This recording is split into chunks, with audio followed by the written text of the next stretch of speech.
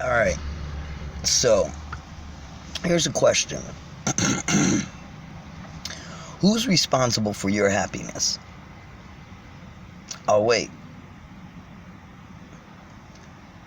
You see on these timelines and on these things, everybody waiting for that man or waiting for that girl. Everybody waiting. And they're waiting for someone to fulfill in them something they should be doing for themselves. Now, yes, I can speak from experience. I was married 20 years. I'm single now. And the beauty is, I am more happy now than I ever was in them 20 years. Because I had to realize my happiness had to come from me.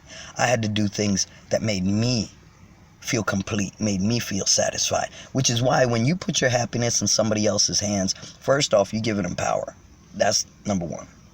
Number two, you're taking away that time for you to be with yourself, to spend with yourself, to understand yourself, because all your time is absorbed in another person. And I'm not just talking about like partners with relationships, boyfriend, girlfriend, husband, wife. I'm talking about like siblings, friends. You know, people get so wrapped up in pleasing everybody else, they forget to take care of themselves. And if you're a person who does take care of yourself, I could guarantee you've been accused of being selfish. I could almost guarantee it. That all you think about is yourself. Well, if you don't think about yourself, who the hell is? Because you can't rely on other people for that. It's not fair to put that in their court. It's not fair to make it their responsibility to make you happy. Now, should they bring to the table? Absolutely. They should.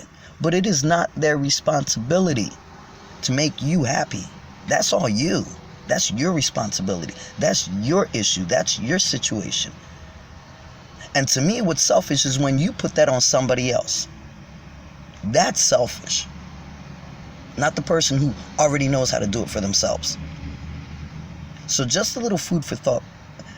Until you can learn to be happy alone, until you can learn to value yourself, see your self-worth, how the hell do you expect anybody else to see that? Because how you treat yourself is how other people are going to treat you.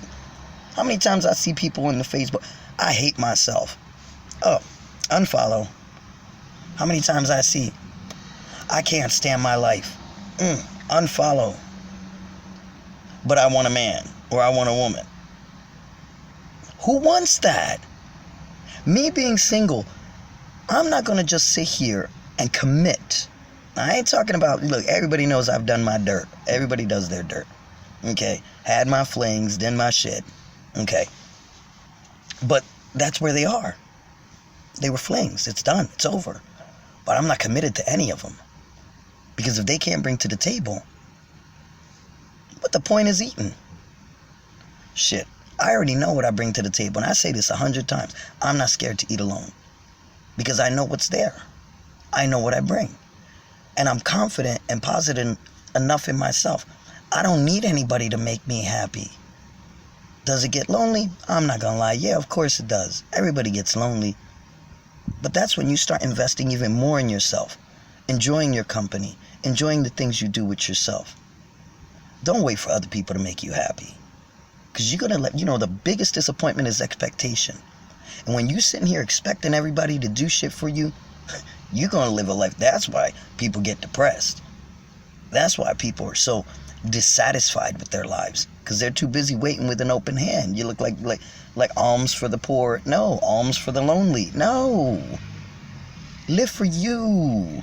Do for you. Love you first. Then you'll be able to love other people and treat them how you want to be treated. And don't settle. That's another thing. Don't settle. That's the worst thing you can do. Settle just because you think that's all you're going to get. There are 7 billion people on the planet. 7 billion. You mean to tell me there's nobody for you? I don't think so. Peace.